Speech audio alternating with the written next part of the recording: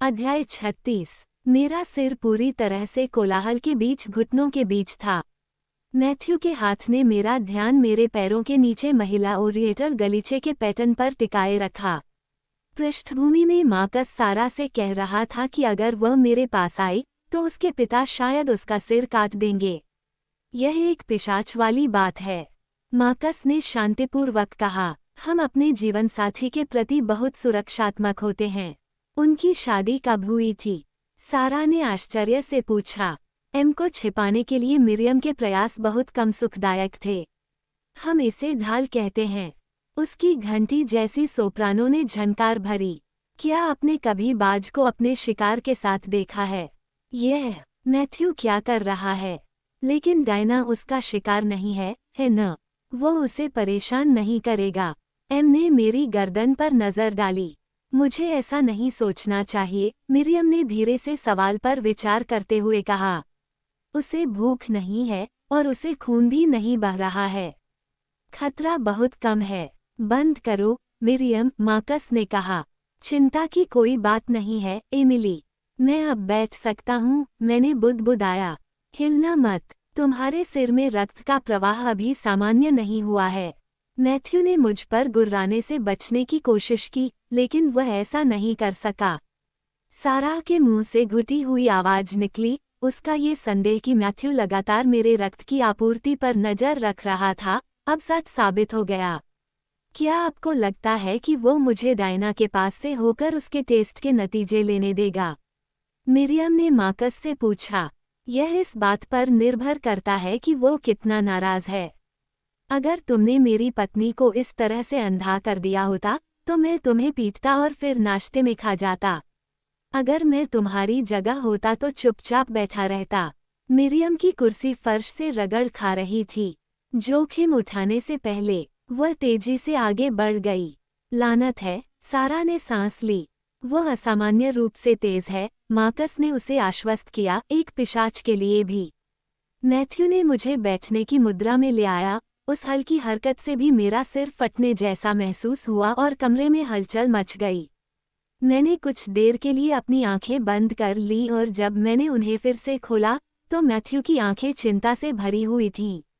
ठीक है प्रिय, थोड़ा अभिभूत हूँ। मैथ्यू ने मेरी नाड़ी जांचने के लिए मेरी कलाई पर अपनी उंगलियां घुमाईं। मुझे खेद है मैथ्यू, मार्कस ने बड़बड़ाते हुए कहा। मुझे नहीं पता था कि मिरियम इस तरह से व्यवहार करेगी। तुम्हें खेद होना चाहिए, उसके पिता ने बिना ऊपर देखे सपाट लहजे में कहा। जल्दी से समझाना शुरू करो कि यह मुलाकात किस बारे में है। मैथ्यू के माथे की नसें धड़कने लगीं। मरियम, मार्कस ने शुरू किया। मैंने मिरियम से नहीं पूछा, मैं तुमसे पूछ रहा हूँ, उसके पिता ने झल्ला कर कहा। क्या हो रहा है डायना? मेरी चाची ने पागलों की तरह पूछा। मार्कस ने अभी भी अपना हाथ उसके कंधों पर रखा हुआ था। मिरियम को लगता है कि कीमिया की तस्वीर मेरे और मैथ्यू के बारे में है, मैंने सावधानी से कहा। दार्शनिक पत्थर के निर्माण के चरण के बारे में, जिसे कंजंक्टिव या मैमेज कहा जाता है। अगला चरण कॉन्सेप्टिव है। कॉन्सेप्टिव, सारा ने पूछा। क्या इसका मतलब वही है जो मैं सोचती हूँ? शायद। ये लैटिन शब्द है जिसका अर्थ है गर्भाधान, मैथ्यू ने समझाया। सारा की आंखें चौड़ी हो गईं, बच्चों की तरह। लेकिन मेरा ध्यान कहीं और था। इशमो 782 में चित्रों को देख रहा था। कॉन्सेप्टिव भी गायब था। मैंने मैथ्यू की ओर हाथ बढ़ाया। किसी के पास यह है, ठीक वैसे ही जैसे हमारे पास कंजंक्टिव है। मिरियम एकदम सही समय पर कागजों का एक बंडल लेकर कमरे में घुसी। मैं ये कागज किसे दूं? मैथ्यू ने उसे ऐसा रूप दिया जिसे मैं फिर कभी नहीं देखना चाहती थी। मिरियम का चेहरा सफ़ेद से मोती जैसा हो गया। उसने जल्दी से उसे रिपोर्ट थमा दी। तुम गलत परिणाम लेकर आई हो मिरियम। ये एक पुरुष के हैं, मैथ्यू ने अधीरता से पहले 2 पृष्ठों को देखते हुए कहा। परिणाम वास्तव में डायना के हैं, मार्कस ने कहा। वह एक कल्पना है मैथ्यू। वह क्या है? एम ने पूछा। चिमेरा एक पौराणिक जानवर था जिसमें शेरनी, ड्रैगन और बकरी के शरीर के अंग शामिल थे। मैंने नीचे देखा, मुझे उम्मीद थी कि मेरे पैरों के बीच एक पूंछ होगी। ऐसा व्यक्ति जिसके कोशिकाओं में 2 या 2 से अधिक भिन्न आनुवंशिक प्रोफाइल हों। मैथ्यू अविश्वास से पहले पृष्ठ को देख रहा था। यह असंभव है। मेरा दिल जोर से धड़क उठा। मैथ्यू ने अपनी बाहों से मुझे घेर लिया और हमारे सामने टेबल पर टेस्ट के नतीजे पकड़े हुए था। ये दुर्लभ है, लेकिन असंभव नहीं है, उन्होंने गंभीर स्वर में कहा। उनकी आंखें भूरे रंग की पट्टियों पर घूम रही थीं। मेरा अनुमान है कि VTS है, मिरियम ने मार्कस की तमतमाई हुई भौं को अनदेखा करते हुए कहा। ये परिणाम उसके बालों से आए थे। ओकी लॉज में ले जाया गया। रजाई पर इसके धागों को हमने लुप्त जुड़वां सिंड्रोम, मार्कस ने सारा की ओर मुड़ते हुए समझाया। क्या रेबेका को गर्भावस्था के आरंभ में कोई समस्या थी? कोई रक्तस्राव या गर्भपात की चिंता? सारा ने अपना सिर हिलाया। नहीं, मुझे ऐसा नहीं लगता, लेकिन वे यहाँ नहीं थे। स्टीफन और रेबेका अफ्रीका में थे। वे अपनी पहली तिमाही के अंत तक अमेरिका वापस नहीं आए। किसी ने मुझे कभी नहीं बताया था कि मेरा जन्म अफ्रीका में हुआ था। रेबेका को पता ही नहीं चला कि कुछ गड़बड़ है। मैथ्यू ने अपना सिर हिलाया, उसका मुंह सख्त, दृढ़ रेखा में दबा हुआ था। VTS होता है इससे पहले कि ज्यादातर महिलाओं को पता चले कि वे गर्भवती हैं। तो मैं एक वन था और माँ ने मेरे भाई का गर्भपात कर दिया। तुम्हारा भाई, मैथ्यू ने अपने खाली हाथ से परीक्षण के नतीजों की ओर इशारा करते हुए कहा। तुम्हारा जुड़वां इवटनर था। तुम्हारे जैसे मामलों में व्यवहार्य मादा दूसरे के रक्त और ऊतकों को अवशोषित कर लेती है। ये काफी पहले होता है और ज्यादातर मामलों में गायब हो चुके बच्चे का कोई सबूत नहीं होता। क्या जुड़वां है? क्या डायना के बाल संकेत देते हैं कि उसके पास ऐसी शक्तियां हो सकती हैं जो उसके दूसरे DNA नतीजों में नहीं दिखीं? कुछ समय चलना, आकार बदलना, भविष्यवाणी, उसके बेटे ने उत्तर दिया। डायना ने उनमें से अधिकांश को पूरी तरह से आत्मसात कर लिया। समय पर चलने वाला व्यक्ति मेरा भाई था, मैं नहीं, मैंने धीरे से कहा। जब मेरी दादी जी कमरे में आई, मेरे कंधे को हल्के से छुआ और मेज के दूर वाले छोर पर बैठ गईं, तो उनकी प्रगति का पता फॉस्फोरेसेंट धब्बों से चलता हुआ लगा। उसके पास जादू टोने को नियंत्रित करने की आनुवंशिक प्रवृत्ति भी रही होगी, मार्कस ने सिर हिलाते हुए कहा। हमें बालों के नमूने में केवल अग्नि चिन्ह मिला, तात्विक जादू के कोई अन्य अंश नहीं। और तुम्हें नहीं लगता कि मेरी माँ को मेरे भाई के बारे में पता था? मैंने अपनी उंगलियों को भूरे, काले और सफ़ेद रंग के बैनरों पर फिराया। ओह, वो जानती थी। मिरियम आत्मविश्वास से भरी हुई लग रही थी। तुम देवी के पर्व के दिन पैदा हुए थे। उसने तुम्हारा नाम डायना रखा। तो मैं कांप उठी और जंगल में चप्पल और अंगरखा पहनकर घूमने की यादों को एक तरफ धकेल दिया, साथ ही जादू टोने के साथ धनुष और बाण पकड़ने की अजीब भावना को भी। चंद्रमा की देवी का एक जुड़वा था अपोलो। ये शेर सूर्य को इतना छोटा कर देता है कि वह अपनी बहन चंद्रमा से जुड़ जाए। मिरियम की आंखें चमक उठी जब उसने कीमिया कविता सुनाई। वो कुछ करने की सोच रही थी। आप ग्रीनलैंड का शिकार जानते हैं? मैं अगली पंक्तियां भी जानता हूँ। एक विवाह के माध्यम से एक अद्भुत बात, ये शेर उन्हें एक राजा पैदा करने के लिए प्रेरित करेगा। वो किस बारे में बात कर रही है? सारा ने चिढ़कर पूछा। जब मिरियम ने जवाब देने की कोशिश की तो मैथ्यू ने अपना सिर हिला दिया। पिशाच चुप हो गया। सूर्य राजा और चंद्र रानी दार्शनिक गंधक और पारा ने विवाह किया और एक बच्चे को जन्म दिया। मैंने सारा को बताया, रसायन विज्ञान की कल्पना में परिणामी बच्चा उभेलिंगी है, जो एक मिश्रित रासायनिक पदार्थ का प्रतीक है। दूसरे शब्दों में, मैथ्यू, मिरियान ने तीखी आवाज में कहा, एशमो 782 न तो केवल उत्पत्ति के बारे में है, न ही ये केवल विकास और विलुप्ति के बारे में है, ये प्रजनन के बारे में है। मैंने गुस्से से कहा, बकवास। तुम सोच सकती हो कि यह बकवास है, डायना, लेकिन यह मेरे लिए स्पष्ट है। पिशाच और चुड़ैलें आखिरकार एक साथ बच्चे पैदा करने में सक्षम हो सकती हैं। अन्य मिश्रित साथी भी ऐसा कर सकते हैं। मिरियम विजयी भाव से अपनी कुर्सी पर वापस बैठ गई, चुपचाप मैथ्यू को विस्फोट करने के लिए आमंत्रित किया। लेकिन पिशाच जैविक रूप से प्रजनन नहीं कर सकते, एम ने कहा। वे कभी ऐसा नहीं कर पाए। और विभिन्न प्रजातियां इस तरह से आपस में मिलजुल नहीं सकती।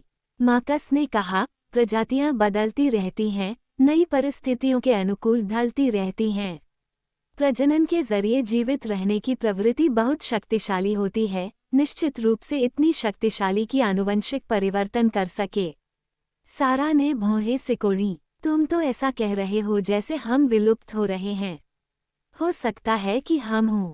मैथ्यू ने परीक्षण के नतीजों को नोट्स और एशमोल 782 के पेज के साथ टेबल के बीच में धकेल दिया। चुड़ैलों के बच्चे कम हो रहे हैं और उनकी शक्तियां कम होती जा रही हैं। पिशाचों को पुनर्जन्म की प्रक्रिया के माध्यम से वार्म ब्लड लेना मुश्किल हो रहा है और डेमोन पहले से कहीं ज्यादा अस्थिर हैं। मुझे अभी भी समझ नहीं आता कि पिशाचों और चुड़ैलों को बच्चे साझा करने की अनुमति क्यों दी जाएगी। एम ने कहा, और अगर कोई बदलाव है तो इसकी शुरुआत डायना और मैथ्यू से क्यों होनी चाहिए। मार्कस ने बताया, लाइब्रेरी में उन्हें देखते समय मिरियम को आश्चर्य होने लगा। हमने पहले भी देखा है कि जब पिशाच अपने शिकार या साथी को बचाना चाहते हैं तो वे सुरक्षात्मक व्यवहार करते हैं, लेकिन कुछ बिंदु पर शिकार करने, भोजन करने की अन्य प्रवृत्तियां सुरक्षा की इच्छा को दबा देती हैं। मैथ्यू की डायना के प्रति सुरक्षात्मक प्रवृत्ति और भी मजबूत हो गई। मिरियम ने कहा, फिर उसने पिशाच के समान अपने पंख दिखाना, झपट्टा मारना और हवा में गोता लगाना शुरू कर दिया ताकि उसका ध्यान उससे दूर हो जाए। ये भविष्य के बच्चों की सुरक्षा के बारे में है, मार्कस ने अपने पिता से कहा। कोई भी अन्य बात किसी शिकारी को इतनी दूर तक जाने के लिए मजबूर नहीं करती। एमिली सही कह रही है। पिशाच और चुड़ैलें बहुत अलग अलग चीजें हैं। डायना और मैं बच्चे पैदा नहीं कर सकते, मैथ्यू ने मार्कस की आंखों में आंखें डालकर तीखी आवाज में कहा। हम यह नहीं जानते, बिल्कुल नहीं। कुदाल के पैरों के भार को देखो। मार्कस ने अपनी कोहनियों को मेज की सतह पर टिका दिया, अपनी उंगलियों को आपस में फंसाते हुए अपनी उंगलियों को जोर से चटकाया। फावड़े का भार। सारा ने रासायनिक विवाह की तस्वीर उठाई, उसकी उंगलियां किनारे को कुचल रही थीं। एक मिनट रुको, क्या डायना इस तस्वीर में शेर है, भार है, या रानी है? वह रानी है, शायद यूनिकॉर्न भी। मार्कस ने धीरे से मेरी चाची की उंगलियों से पृष्ठ को हटा दिया और उभयचरों पर वापस चला गया। कुछ स्थितियों में मादा स्पैरफुट की एक अलग लेकिन पूरी तरह से असंबंधित प्रजाति के साथ संभोग करेगी। उसकी संतानों को नए लक्षणों से लाभ होता है, जैसे तेज विकास, जो उन्हें जीवित रहने में मदद करता है। मैथ्यू ने ठंडे स्वर में कहा, पिशाच और चुड़ैलें कुदाल के पैरों वाले टोड नहीं हैं, मार्कस। और इसके परिणामस्वरूप होने वाले सभी परिवर्तन सकारात्मक नहीं होते। आप इतने प्रतिरोधी क्यों हैं? मिरियम ने अधीरता से पूछा। क्रॉस स्पीशीज ब्रीडिंग अगला विकासवादी कदम है। आनुवांशिक सुपर कॉम्बिनेशन, जैसे कि अगर एक चुड़ैल और एक पिशाच के बच्चे होते हैं तो त्वरित विकासवादी विकास होता है। सभी प्रजातियां ऐसी छलांग लगाती हैं। यह आपके अपने निष्कर्ष हैं जिन्हें हम आपको वापस बता रहे हैं, मैथ्यू, मार्कस ने क्षमा मांगते हुए कहा। आप दोनों आनुवंशिक सुपर संयोजनों से जुड़ी उच्च मृत्यु दर को नज़रअंदाज कर रहे हैं। और अगर आपको लगता है कि हम डायना के साथ उन बाधाओं का परीक्षण करने जा रहे हैं, तुम बहुत बड़ी गलतफहमी में हो। मैथ्यू की आवाज़ खतरनाक रूप से नर्म थी। क्योंकि वह एक चिमेरा और एब नेगेटिव है, इसलिए उसके द्वारा आधे पिशाच जैसे भ्रूण को अस्वीकार करने की संभावना कम हो सकती है। वह एक सार्वभौमिक रक्त प्राप्त करता है और उसने पहले ही अपने शरीर में विदेशी डीएनए को अवशोषित कर लिया है। स्पैरफुट टोड की तरह, वह जीवित रहने के दबाव के कारण आपके पास आई होगी। ये तो बहुत बड़ी अटकलबाजी है, मार्कस। डायना अलग है, मैथ्यू, वो अन्य चुड़ैलों की तरह नहीं है। मार्कस की आंखें मैथ्यू से मेरी ओर झपक गईं। आपने उसकी मिटेडना रिपोर्ट नहीं देखी है। मैथ्यू ने पन्ने उल्टे पलट दिए। उसकी सांस फुफकार के साथ निकली। शीट चमकीले रंग के हुप्स से ढकी हुई थी। मिरियम ने लाल स्याही से ऊपर लिखा था, अज्ञात कबीला। साथ में एक प्रतीक था जो एक लंबी पूंछ के साथ एक कोन पर पीछे की ओर सेटी जैसा दिखता था। मैथ्यू की आंखें पृष्ठ पर घूम गईं और अगला। मुझे पता था कि आप निष्कर्षों पर सवाल उठाएंगे, इसलिए मैं तुलनात्मक जानकारी लेकर आई हूँ, मिरियम ने धीरे से कहा। कबीला क्या है? मैंने मैथ्यू को ध्यान से देखा कि वो क्या महसूस कर रहा था। एक आनुवंशिक वंशावली। एक चुड़ैल के माइटोकॉन्ड्रियल डीएनए के माध्यम से हम उन 4 महिलाओं में से एक तक वंश का पता लगा सकते हैं जो हमारे द्वारा अध्ययन की गई प्रत्येक चुड़ैल की महिला पूर्वज थीं। सिवाय तुम्हारे, मार्कस ने मुझसे कहा। तुम और सारा उनमें से किसी के वंशज नहीं हो। इसका क्या मतलब है? मैंने पीछे वाले ए को छुआ। हिब्रू संख्या 5 का एक प्राचीन ग्लिफ है। मैथ्यू ने अपने अगले शब्द मिरियम को निर्देशित किए। ये कितना पुराना है? मिरियम ने अपने शब्दों पर ध्यानपूर्वक विचार किया। कबीला है पुराना है, चाहे आप माइटोकॉन्ड्रियल घड़ी के किसी भी सिद्धांत को मानें। गिमल वंश से भी पुराना। मैथ्यू ने संख्या 3 के लिए हिब्रू शब्द का हवाला देते हुए पूछा। हाँ, मिरियम ने हिचकिचाते हुए कहा। और आपके अगले सवाल का जवाब देने के लिए 2 संभावनाएं हैं। कबीले हे माउंट लिलिथ से वंश की एक और पंक्ति हो सकती है। सारा ने प्रश्न पूछने के लिए अपना मुंह खोला और मैंने सिर हिलाकर उसे चुप करा दिया। यह कबीले हे का वंशज मतलिलिथ की बहन से हो सकता है, जो डायना के पूर्वज को कबीले की मां तो बना देगा, लेकिन मटिव के बराबर चुड़ैल नहीं। किसी भी स्थिति में यह संभव है कि डायना के संतान के बिना कबीले हे इस पीढ़ी में खत्म हो जाए। मैंने अपनी मां से मिला भूरा लिफाफा मैथ्यू की ओर सरका दिया। क्या तुम कोई चित्र बना सकते हो? कमरे में मौजूद कोई भी व्यक्ति बिना दृश्य सहायता के यह बात नहीं समझ सकता था। मैथ्यू का हाथ पृष्ठ पर तेजी से घूम रहा था और उसने 2 बड़े बड़े आरेख बनाए। एक सांप जैसा दिख रहा था, दूसरा खेल के औजारों के लिए कोष्ठक की तरफ फैला हुआ था। मैथ्यू ने सांप की ओर इशारा किया। ये माइटोकॉन्ड्रियल ईव संक्षेप में मिलीव की 7 ज्ञात बेटियां हैं। वैज्ञानिक उन्हें पश्चिमी यूरोपीय वंश के हर इंसान के सबसे हाल के सामान्य मातृवंशीय पूर्वज मानते हैं। प्रत्येक महिला इतिहास के एक अलग बिंदु पर और दुनिया के एक अलग क्षेत्र में डीएनए रिकॉर्ड में दिखाई देती है। हालांकि एक बार वे एक सामान्य महिला पूर्वज साझा करती थीं। वह मीव होगा, मैंने कहा। हाँ, उसने टोर्नामेंट ब्रैकेट की ओर इशारा किया। यही वह है जो हमने डायनों के मातृवंशीय वंश के बारे में खोजा है। वंश की 4 पंक्तियां या कुल हैं। हमने उन्हें उसी क्रम में क्रमांकित किया जिस क्रम में हमने उन्हें पाया। हालांकि वह महिला जो कबीले अलिफ की मां थी, पहला कबीला जिसे हमने खोजा, दूसरों की तुलना में हाल ही में रहती थी। कृपया हाल ही में को परिभाषित करें, एम ने अनुरोध किया। अल्फ लगभग 7000 साल पहले रहते थे। 7000 साल पहले, सारा ने अविश्वास से कहा। लेकिन बिशप, हमारी महिला पूर्वजों का पता सिर्फ 1617 तक ही लगा सकते हैं। गिमेल लगभग 40,000 साल पहले रहते थे, मैथ्यू ने गंभीर स्वर में कहा। तो अगर मिरियम सही है और कबीला हेर पुराना है, तो आप उससे कहीं आगे होंगे। अरे, सारा ने फिर सांस ली। लिलिथ कौन है? पहली चुड़ैल। मैंने मैथ्यू के आरेखों को और करीब से देखा, ऑक्सफोर्ड में मेरे द्वारा पूछे गए प्रश्न पर कि क्या वह पहले पिशाच की खोज कर रहा है, उसके रहस्यमय उत्तर को याद करते हुए। यह कम से कम वह पहली चुड़ैल जिससे वर्तमान समय की चुड़ैलें मातृवंशीय वंश का दावा कर सकती हैं। मैथ्यू ने स्पष्टीकरण देते हुए कहा, मार्कस को प्री राफेलाइट्स बहुत पसंद हैं और मिरियम को पौराणिक कथाओं का बहुत ज्ञान है। उन्होंने ये नाम चुना है। प्री राफेलाइट्स लिलिथ से प्यार करते थे। डांटे गैब्रियल रॉसेटी ने उसे डायन के रूप में वर्णित किया जिसे एडम ने ईव से पहले प्यार किया था। मार्कस की आंखें सपनों में बदल गईं। तो तुम्हारा जादू उसके माध्यम से चला गया और मैंने उसकी सीधी गर्दन को झुका दिया और उसके दिल के चारों ओर एक सुनहरा बाल गला दिया। मैथ्यू ने कहा, ये गीतों का गीत है। तुमने मेरे दिल को चोट पहुंचाई है, मेरी बहन, मेरी पत्नी। तुमने अपनी एक आंख से और अपनी गर्दन के एक बाल से मेरे दिल को चोट पहुंचाई है। कीमियागरों ने भी इसी मार्ग की प्रशंसा की, मैंने सिर हिलाते हुए कहा। ये औरोरा कंसजेंस में भी है।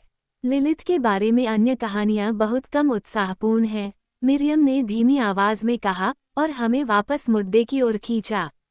प्राचीन कहानियों में वह रात की एक प्राणी थी, हवा और चांद की देवी थी और मौत के दूत सामेल की साथी थी। क्या चांद की देवी और मौत के दूत के बच्चे थे? सारा ने हमारी ओर तीखी नज़र से देखते हुए पूछा। एक बार फिर पुरानी कहानियों, कीमिया के ग्रंथों और पिशाच के साथ मेरे रिश्ते के बीच समानताएं अजीब थीं। हाँ, मैथ्यू ने मेरे हाथों से रिपोर्टें ली और उन्हें एक व्यवस्थित ढेर में रख दिया। तो यही बात है जिसके बारे में मंडली चिंतित है, मैंने धीरे से कहा।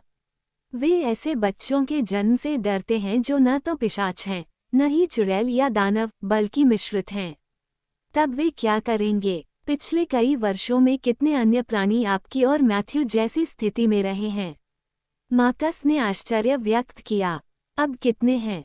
मिरियम ने पूछा। मंडली को इन परीक्षण परिणामों के बारे में पता नहीं है और इसके लिए भगवान का शुक्र है। मैथ्यू ने कागजों के ढेर को वापस मेज के बीच में सरका दिया।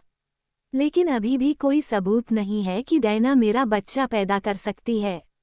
तो आपकी माँ की नौकरानी ने डायना को चाय बनाना क्यों सिखाया? सारा ने पूछा। उसे लगता है कि यह संभव है। ओह प्रिय, मेरी दादी ने सहानुभूतिपूर्वक कहा। अब ये बहुत बड़ी बात होने वाली है। मैथ्यू अकड़ गया और उसकी खुशबू बहुत तीखी हो गई। मैं कुछ नहीं समझ पाया। वह चाय जो डायना और मार्थे ने फ्रांस में बनाई थी, ये गर्भपात और गर्भनिरोधक जड़ी बूटियों से भरी हुई है।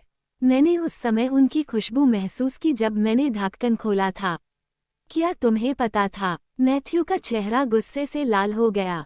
नहीं, मैंने फुसफुसाते हुए कहा, लेकिन कोई नुकसान नहीं हुआ। मैथ्यू खड़ा हो गया। उसने मेरी नज़रों से बचते हुए जेब से अपना फ़ोन निकाला। कृपया मुझे माफ़ करें, उसने कमरे से बाहर निकलने से पहले एम और सारा से कहा। सारा, तुम ऐसा कैसे कर सकती हो? उसके पीछे सामने का दरवाज़ा बंद होते ही मैंने चिल्लाकर कहा। उसे जानने का अधिकार है और आपको भी। किसी को भी बिना सहमति के ड्रग्स नहीं लेना चाहिए।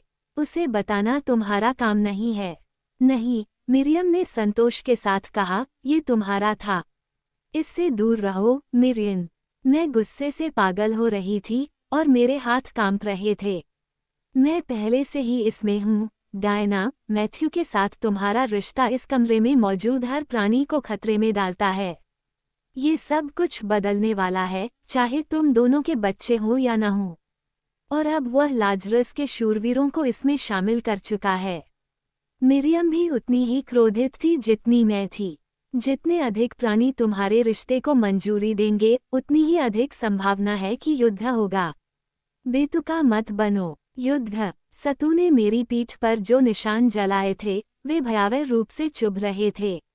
युद्ध राष्ट्रों के बीच होते हैं, इसलिए नहीं कि एक चुड़ैल और एक पिशाच एक दूसरे से प्यार करते हैं। सतू ने तुम्हारे साथ जो किया वह एक चुनौती थी। मैथ्यू ने वैसा ही जवाब दिया जैसा कि उन्हें उम्मीद थी, भाईचारे को बुलाकर।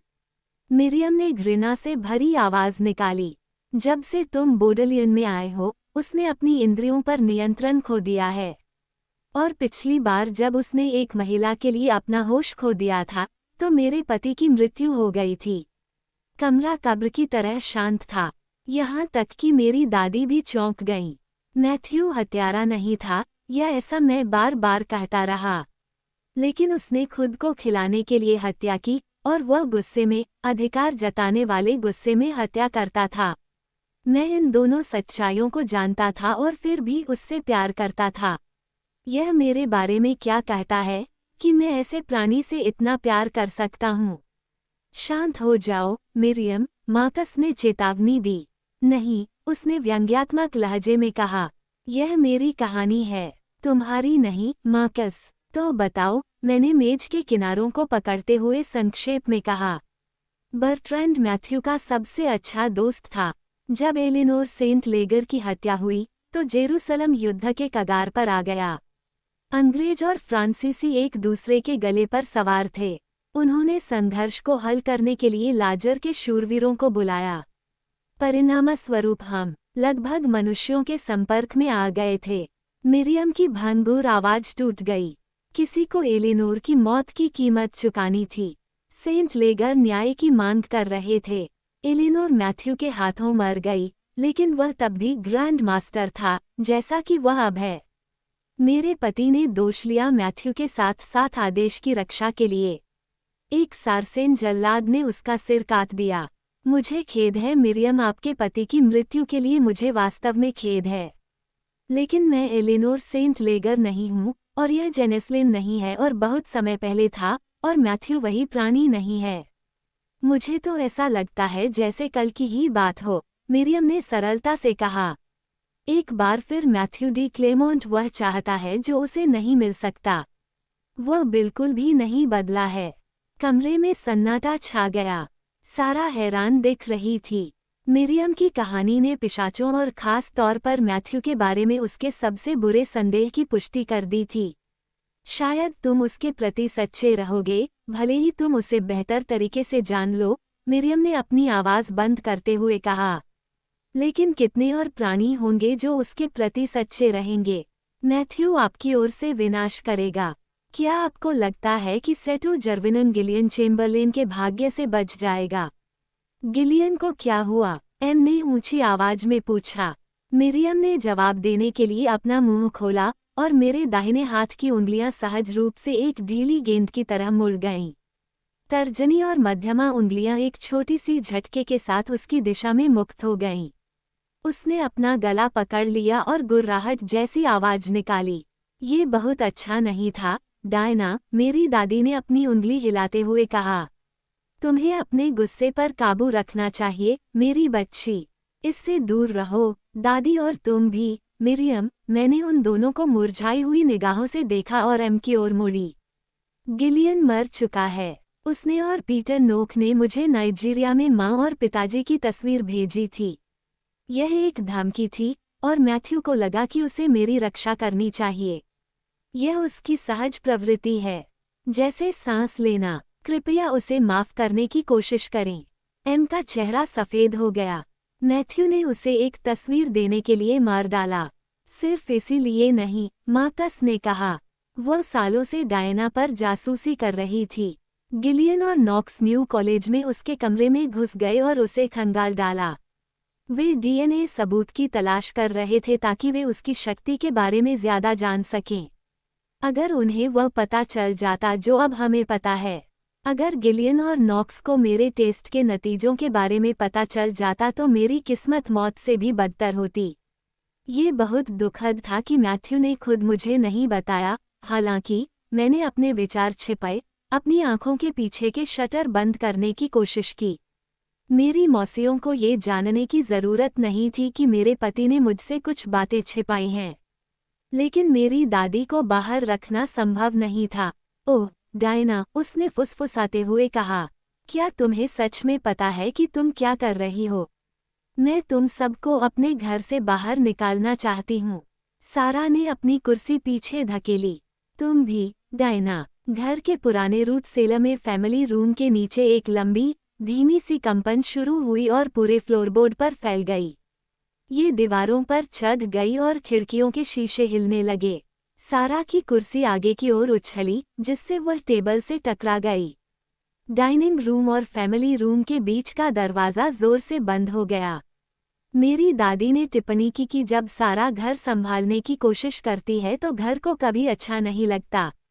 मेरी अपनी कुर्सी पीछे की ओर खींची गई और मुझे बेदर्दी से फर्श पर गिरा दिया गया।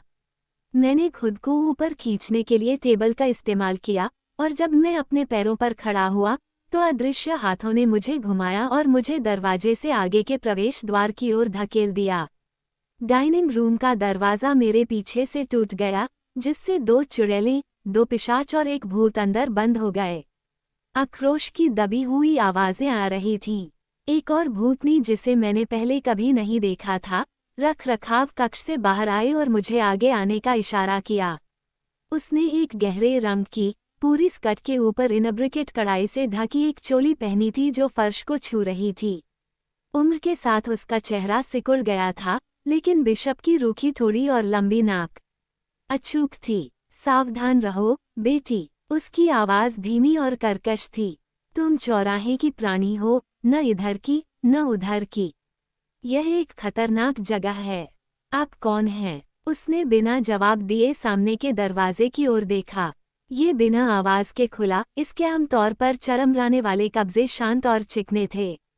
मुझे हमेशा से पता था कि वह, मेरी अपनी माँ ने मुझसे कहा था कि वे तुम्हारे लिए आएंगे। मैं बिशप और डे क्लेरमोंट के बीच फंस गया था। मेरा एक हिस्सा डाइनिंग रूम में वापस जाना चाहता था, दूसरा हिस्सा मैथ्यू के साथ रहना चाहता था। भूत मेरी दुविधा पर मुस्कुराया। तुम हमेशा एक बच्चे की तरह रहे हो, एक चुड़ैल की तरह। लेकिन आगे बढ़ने का कोई रास्ता नहीं है जिसमें वह शामिल न हो। आप जिस भी रास्ते पर जाएं, आपको उसे चुनना होगा। वह गायब हो गई और फॉस्फोरेसेंस के फीके निशान छोड़ गई। मैथ्यू का सफेद चेहरा और हाथ खुले दरवाजे से दिखाई दे रहे थे। ड्राइववे के अंत में अंधेरे में हलचल का एक धुंधलापन। उसे देखते ही मेरा निर्णय आसान हो गया। बाहर, मैंने अपनी आस्तीनें अपने हाथों पर डाल ली ताकि उन्हें ठंडी हवा से बचाया जा सके। मैंने एक पैर उठाया और जब मैंने उसे नीचे रखा तो मैथ्यू सीधे मेरे सामने था, उसकी पीठ झुकी हुई थी। ड्राइववे की पूरी लंबाई तय करने में मुझे एक ही कदम लगा था। वह बहुत तेज ओसिटान भाषा में बोल रहा था। यसब्यू शायद दूसरी तरफ होगा। मैथ्यू, मैंने धीरे से कहा, क्योंकि मैं उसे चौंकाना नहीं चाहता था। वह भौहें सिकोड़कर बोला, डायना, मैंने तुम्हारी बात नहीं सुनी। नहीं, आप ऐसा नहीं कर सकते। क्या मैं यसब्यू से बात कर सकता हूँ? मैंने फ़ोन उठाया। डायना, ये बेहतर होगा।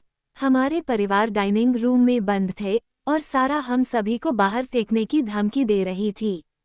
यसब्यू और मार्थे के साथ झूठ बोले बिना ही हमारे पास पर्याप्त समस्याएं थीं। अब्राहम लिंकन ने घरों के बारे में क्या कहा था? मैथ्यू ने कहा, जो घर अपने आप में विभाजित है, वो टिक नहीं सकता। उसके चेहरे पर उलझन भरी अभिव्यक्ति थी। बिल्कुल, मुझे फ़ोन दे दो। अनिच्छा से उसने ऐसा किया। डायना, यसब्यू की आवाज़ में एक असामान्य धार थी। मैथ्यू ने जो भी कहा हो, मैं तुमसे नाराज़ नहीं हूँ। कोई नुकसान नहीं हुआ। धन्यवाद, उसने सांस लेते हुए कहा। मैं उसे बताने की कोशिश कर रही थी यह सिर्फ एक भावना थी जो हमारे बीच थी, कुछ ऐसा जो बहुत पहले की बात है। डायना उस समय प्रजनन की देवी थी। तुम्हारी खुशबू मुझे उस समय की याद दिलाती है और उन पुजारियों की जो महिलाओं को गर्भधारण करने में मदद करती थीं। मैथ्यू की आंखों ने अंधेरे में मुझे छुआ। तुम मार्थे को भी बताओगे? मैं बता दूंगी, डायना, उसने कुछ देर रुककर कहा। मैथ्यू ने तुम्हारे पिछले नतीजे और मार्कस के सिद्धांत मेरे साथ साझा किए हैं। यह इस बात का संकेत है कि उसने तुम्हारी कहानी बताकर उसे कितना चौंका दिया है। मुझे नहीं पता कि इस खबर पर खुशी से रोना चाहिए या दुख से। ये शुरुआती दिन है, यसब्यू शायद दोनों। वह धीरे से हंसी। ये पहली बार नहीं होगा जब मेरे बच्चों ने मुझे आंसू बहाने पर मजबूर किया हो। लेकिन अगर इसका मतलब खुशी भी छोड़ना हो तो मैं दुख नहीं छोड़ूंगी। क्या घर पर सब ठीक है? ये शब्द मेरे सोचने से पहले ही निकल गए और मैथ्यू की आंखें नम हो गईं। घर, इस शब्द का महत्व यसब्यू को भी समझ में आ गया था। हाँ, हम सब यहाँ ठीक हैं। तुम दोनों के चले जाने के बाद से यहाँ बहुत शांति है। मेरी आंखें आंसुओं से भर गईं। यसब्यू की तीखी धार के बावजूद उसमें कुछ ऐसा था जो बहुत ही भौतिक था। चुड़ैलें पिशाचों से ज्यादा शोर मचाती हैं। मुझे डर है। हाँ, और खुशी हमेशा दुख से ज्यादा जोरदार होती है। इस घर में कभी भी पर्याप्त खुशी नहीं रही है। उसकी आवाज़ तेज हो गई। मैथ्यू ने वह सब कुछ कह दिया है जो उसे कहना चाहिए था। हमें उम्मीद करनी चाहिए कि उसका सबसे बुरा गुस्सा खत्म हो गया होगा। आप एक दूसरे का ख्याल रखेंगे। यसब्यू का आखिरी वाक्य इस बात का बयान था कि उसके परिवार की महिलाएं अपने प्रियजनों के लिए क्या करती थीं। हमेशा मैंने अपने पिशाच को देखा, उसकी सफ़ेद त्वचा अंधेरे में चमक रही थी और लाइन को डिस्कनेक्ट करने के लिए लाल बटन दबाया। ड्राइववे के दोनों ओर के खेत ठंड से ढके हुए थे, बर्फ के क्रिस्टल बादलों के माध्यम से आने वाली चांदनी के फीके निशानों को पकड़ रहे थे। क्या तुम्हें भी संदेह था? क्या इसीलिए तुम मुझसे प्यार नहीं करोगे? मैंने मैथ्यू से पूछा। मैंने तुम्हें अपने कारण बता दिए हैं। प्यार करना अंतरंगता के बारे में होना चाहिए, न कि सिर्फ शारीरिक जरूरत के बारे में। अपनी बात को बार बार दोहराते हुए वह निराश लग रहा था। यदि आप मुझसे बच्चे पैदा नहीं करना चाहती तो मैं समझूंगी, मैंने दृढ़ता से कहा, हालांकि मेरे भीतर का एक हिस्सा चुपचाप विरोध भी कर रहा था। उसके हाथ मेरी बाहों पर बहुत जोर से रगड़ रहे थे। क्राइस्ट, डायना, तुम कैसे सोच सकती हो कि मैं अपने बच्चों को नहीं चाहता? लेकिन ये तुम्हारे लिए, उनके लिए खतरनाक हो सकता है। गर्भावस्था में हमेशा जोखिम रहता है। प्रकृति पर आपका भी नियंत्रण नहीं है। हमें नहीं पता कि हमारे बच्चे क्या बनेंगे। क्या होगा अगर उन्हें भी मेरी तरह रक्त की जरूरत हो? सभी बच्चे पिशाच हैं, मैथ्यू। वे सभी अपनी माँ के खून से पोषित होते हैं। ये पहले जैसा नहीं है और तुम ये जानते हो। मैंने बहुत पहले ही बच्चों की सारी उम्मीदें छोड़ दी थीं। हमारी आंखें मिली, यह आश्वासन पाने की कोशिश करते हुए कि हमारे बीच कुछ भी नहीं बदला है। लेकिन मेरे लिए तुम्हें खोने की कल्पना करना बहुत जल्दी है, और मैं अपने बच्चों को खोने का दुख सहन नहीं कर सका। मैथ्यू के अनकहे शब्द मेरे लिए उतने ही स्पष्ट थे जितना कि ऊपर से उड़ता हुआ उल्लू। लुकास के खोने का दर्द उसे कभी नहीं छोड़ेगा। ये ब्लैंका या एलेनोर की मौत से भी ज्यादा गहरा था। जब उसने लुकास को खोया तो उसने खुद का एक हिस्सा खो दिया जिसे कभी वापस नहीं पाया जा सकता। तो तुमने फैसला कर लिया है, कोई बच्चे नहीं। तुम्हें यकीन है? मैंने अपने हाथ उसकी छाती पर टिका दिए, उसके दिल की अगली धड़कन का इंतजार करते हुए।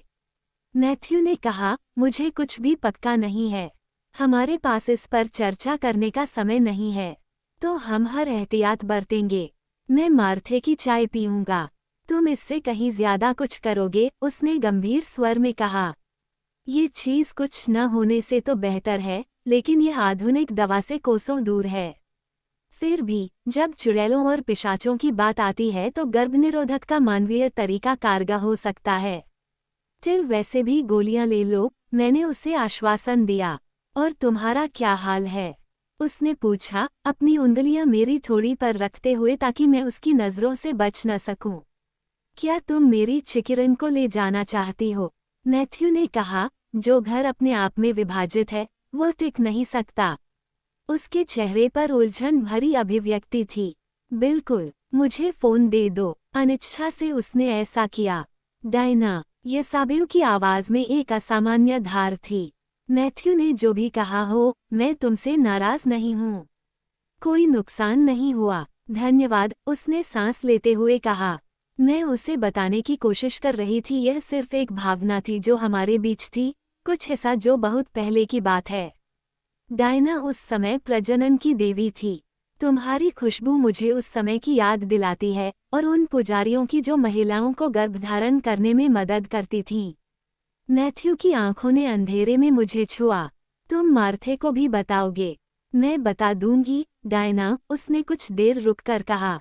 मैथ्यू ने तुम्हारे पिछले नतीजे और मार्कस के सिद्धांत मेरे साथ साझा किए हैं। यह इस बात का संकेत है कि उसने तुम्हारी कहानी बताकर उसे कितना चौंका दिया है। मुझे नहीं पता कि इस खबर पर खुशी से रोना चाहिए या दुख से। ये शुरुआती दिन है, ये सब यूं शायद दोनों। वह धीरे से हंसी। ये पहली बार नहीं होगा जब मेरे बच्चों ने मुझे आंसू बहाने पर मजबूर किया हो। लेकिन अगर इसका मतलब खुशी भी छोड़ना हो तो मैं दुख नहीं छोड़ूंगी। क्या घर पर सब ठीक है? ये शब्द मेरे सोचने से पहले ही निकल गए और मैथ्यू की आंखें नम हो गईं। घर, इस शब्द का महत्व येसाबेल को भी समझ में आ गया था। हाँ, हम सब यहाँ ठीक हैं। तुम दोनों के चले जाने के बाद से यहाँ बहुत शांति है। मेरी आंखें आंसुओं से भर गईं। येसाबेल की तीखी धार के बावजूद उसमें कुछ ऐसा था जो बहुत ही भौतिक था। चुड़ैलें पिशाचों से ज्यादा शोर मचाती हैं। मुझे डर है। हाँ, और खुशी हमेशा दुख से ज्यादा जोरदार होती है। इस घर में कभी भी पर्याप्त खुशी नहीं रही है। उसकी आवाज तेज हो गई। मैथ्यू ने वह सब कुछ कह दिया है जो उसे कहना चाहिए था। हमें उम्मीद करनी चाहिए कि उसका सबसे बुरा गुस्सा खत्म हो गया होगा। आप एक दूसरे का ख्याल रखेंगे। येसाबेल का आखिरी वाक्य इस बात का बयान था कि उसके परिवार की महिलाएं अपने प्रियजनों के लिए क्या करती थीं। हमेशा मैंने अपने पिशाच को देखा, उसकी सफ़ेद त्वचा अंधेरे में चमक रही थी और लाइन को डिस्कनेक्ट करने के लिए लाल बटन दबाया। ड्राइववे के दोनों ओर के खेत ठंड से ढके हुए थे, बर्फ के क्रिस्टल बादलों के माध्यम से आने वाली चांदनी के फीके निशानों को पकड़ रहे थे। क्या तुम्हें भी संदेह था? क्या इसीलिए तुम मुझसे प्यार नहीं करोगे? मैंने मैथ्यू से पूछा। मैंने तुम्हें अपने कारण बता दिए हैं। प्यार करना अंतरंगता के बारे में होना चाहिए, न कि सिर्फ शारीरिक ज़रूरत के बारे में। अपनी बात को बार बार दोहराते हुए वह निराश लग रहा था। यदि आप मुझसे बच्चे पैदा नहीं करना चाहती, तो मैं समझूंगी, मैंने दृढ़ता से कहा, हालांकि मेरे भीतर का एक हिस्सा चुपचाप विरोध भी कर रहा था। उसके हाथ मेरी बाहों पर बहुत जोर से रगड़ रहे थे। क्राइस्ट, डायना, तुम कैसे सोच सकती हो कि मैं अपने बच्चों को नहीं चाहता? लेकिन ये तुम्हारे लिए, उनके लिए खतरनाक हो सकता है। गर्भावस्था में हमेशा जोखिम रहता है। प्रकृति पर आपका भी नियंत्रण नहीं है। हमें नहीं पता कि हमारे बच्चे क्या बनेंगे। क्या होगा अगर उन्हें भी मेरी तरह रक्त की जरूरत हो? सभी बच्चे पिशाच हैं, मैथ्यू। वे सभी अपनी माँ के खून से पोषित होते हैं। ये पहले जैसा नहीं है और तुम ये जानते हो। मैंने बहुत पहले ही बच्चों की सारी उम्मीदें छोड़ दी थीं। हमारी आंखें मिली, यह आश्वासन पाने की कोशिश करते हुए कि हमारे बीच कुछ भी नहीं बदला है। लेकिन मेरे लिए तुम्हें खोने की कल्पना करना बहुत जल्दी है, और मैं अपने बच्चों को खोने का दुख सहन नहीं कर सका। मैथ्यू के अनकहे शब्द मेरे लिए उतने ही स्पष्ट थे जितना कि ऊपर से उड़ता हुआ उल्लू। लुकास के खोने का दर्द उसे कभी नहीं छोड़ेगा। ये ब्लैंका या एलेनोर की मौत से भी ज्यादा गहरा था। जब उसने लुकास को खोया, तो उसने खुद का एक हिस्सा खो दिया, जिसे कभी वापस नहीं पाया जा सकता। तो तुमने फैसला कर लिया है? कोई बच्चे नहीं। तुम्हें यकीन है? मैंने अपने हाथ उसकी छाती पर टिका दिए, उसके दिल की अगली धड़कन का इंतजार करते हुए। मैथ्यू ने कहा, मुझे कुछ भी पक्का नहीं है। हमारे पास इस पर चर्चा करने का समय नहीं है। तो हम हर एहतियात बरतेंगे। मैं मार्थे की चाय पीऊंगा। तुम इससे कहीं ज्यादा कुछ करोगे, उसने गंभीर स्वर में कहा। ये चीज कुछ न होने से तो बेहतर है, लेकिन यह आधुनिक दवा से कोसों दूर है। फिर भी, जब चुड़ैलों और पिशाचों की बात आती है तो गर्भनिरोधक का मानवीय तरीका कारगर हो सकता है। टिल वैसे भी गोलियां ले लो, मैंने उसे आश्वासन दिया। और तुम्हारा क्या हाल है? उसने पूछा, अपनी उंगलियां मेरी ठोड़ी पर रखते हुए ताकि मैं उसकी नजरों से बच न सकूं। क्या तुम मेरी चिकिरन को ले जाना चाहती हो? गिलियन का पूरा मानना था कि चुड़ैलों और पिशाचों को अलग रहना चाहिए। मंडली कभी संतुष्ट नहीं हुई कि वे स्टीफन प्रॉक्टर की शक्ति को पूरी तरह से समझ गए हैं, और उन्होंने उसे डायना पर नजर रखने के लिए कहा। जब तक एशमोल 782 और डायना दोनों मंडली के नियंत्रण में नहीं आ जाते, तब तक वह चैन से नहीं बैठती। लेकिन ये तो बस एक तस्वीर थी। एम ने अपनी आंखें पोंछीं। यह एक धमकी थी। मंडली को ये समझना था कि मैं चुपचाप खड़ी होकर उन्हें डायना को ले जाने नहीं दूंगी। सतू ने उसे वैसे भी ले लिया, एम ने बताया, उसकी आवाज़ असामान्य रूप से तीखी थी। बस, बहुत हो गया, एम। मैंने आगे बढ़कर उसका हाथ अपने हाथ से ढक लिया। बच्चों के इस मुद्दे पर क्या हुआ? सारा ने गिलास से इशारा करते हुए पूछा। क्या तुम दोनों इतना जोखिम भरा काम नहीं करोगे? बस, बहुत हो गया, मैंने खड़े होकर मेज पर हाथ पटकते हुए दोहराया। मैथ्यू और मेरी दादी को छोड़कर सभी लोग आश्चर्य में उछल पड़े। अगर हम युद्ध कर रहे हैं, तो हम किसी जादुई कीमिया की पांडुलिपि के लिए नहीं लड़ रहे हैं, या मेरी सुरक्षा के लिए, या शादी करने और चिकन रखने के अपने अधिकार के लिए नहीं। ये हम सभी के भविष्य के बारे में है। मैंने उस भविष्य को बस एक पल के लिए देखा, इसकी उज्ज्वल संभावना 1000 अलग अलग दिशाओं में फैल रही थी। अगर हमारे बच्चे अगले विकासवादी कदम नहीं उठाते हैं, तो वे किसी और के बच्चे होंगे। और विस्की मेरे लिए अपनी आंखें बंद करके इसे भूल जाना संभव नहीं करेगी। कोई और इस तरह के नरक से नहीं गुजरेगा क्योंकि वे किसी ऐसे व्यक्ति से प्यार करते हैं जिसे उन्हें प्यार नहीं करना चाहिए।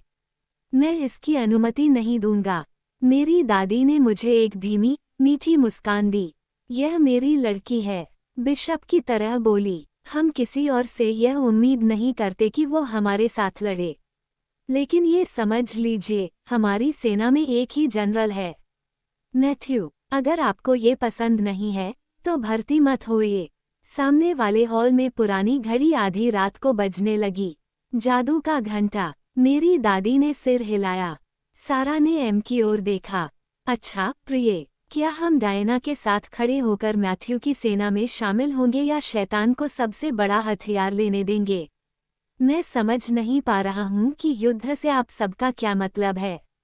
क्या युद्ध होंगे? क्या पिशाच और चुड़ैलें यहाँ आएंगी? एम ने कांपती आवाज में मैथ्यू से पूछा। मंडली का मानना है कि डायना के पास उनके सवालों के जवाब हैं। वे उसकी तलाश करना बंद नहीं करेंगे। लेकिन मैथ्यू और मुझे यहाँ रुकने की जरूरत नहीं है, मैंने कहा। हम माँ बनकर जा सकते हैं।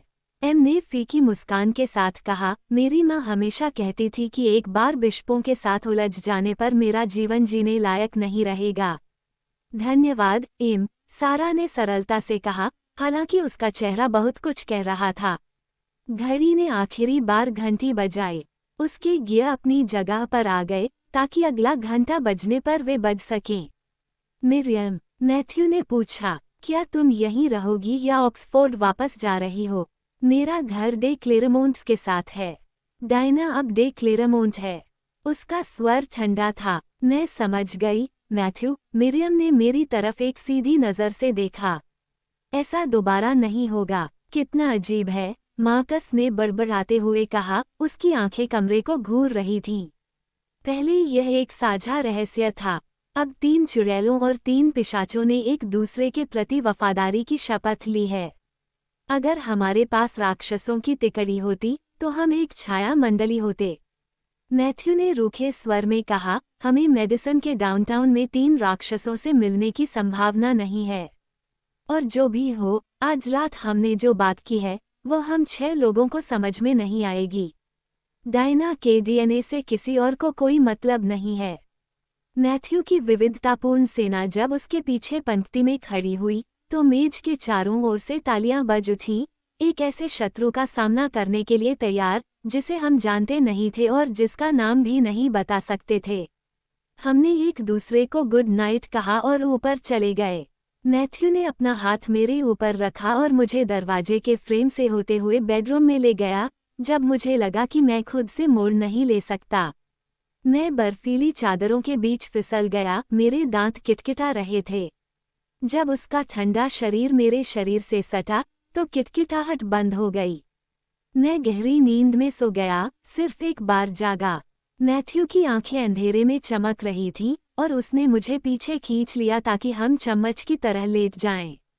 सो जाओ, उसने मुझे कान के पीछे चूमते हुए कहा, मैं यहाँ हूँ। उसका ठंडा हाथ मेरे पेट पर मुड़ा हुआ था, जो अभी तक पैदा नहीं हुए बच्चों की रक्षा कर रहा था।